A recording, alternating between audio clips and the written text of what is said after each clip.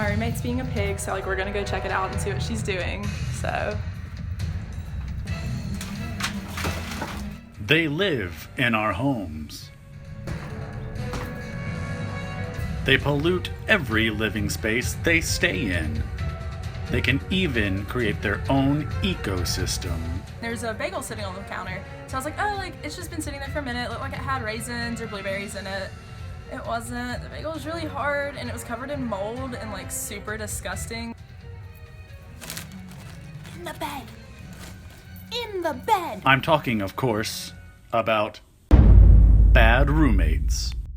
In colleges all across America, bad roommates have plagued residents on and off campuses in dorms, apartments, and even houses. Our film crew obtained an exclusive behind-the-scenes look at what makes a roommate so bad from students who live here at the University of South Carolina. I met my roommate just last fall. She seemed so sweet and really responsible. But then a week later, this place just became a disaster. Dishes were in and out of the sink. Cups weren't washed or put away. She even missed the trash. How could you miss something that's less than 3 feet away? So my roommate and I were best friends in high school and middle school and elementary school. We basically like grew up together. We were best friends. I loved her to death. We moved in together. She's a pig.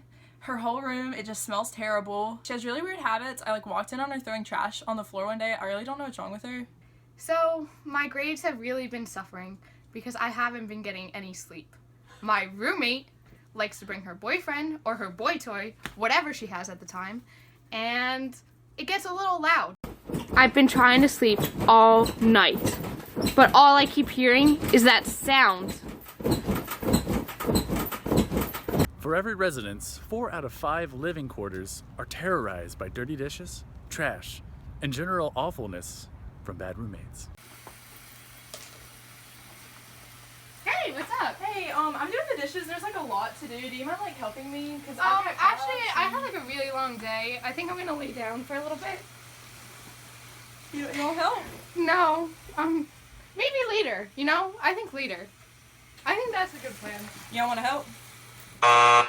After interviewing student X, we asked her to pose as a new undercover roommate in hopes to catch the roommate other blonde X in the act of trashing the place or just being terrible and attempt to provoke her. What happened next shocked and baffled our undercover source.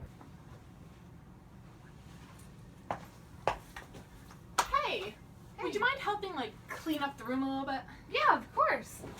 What Really? needs to be cleaned up? You don't want to make an excuse? No. Okay.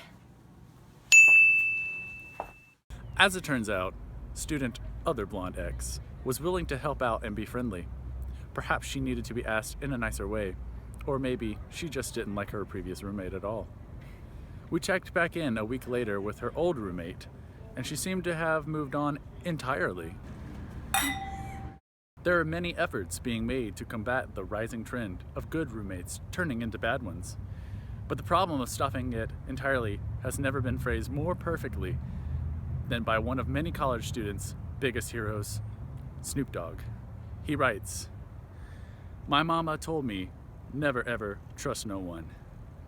Bust one and break 'em." I'm Stephen Norton with Super Real News.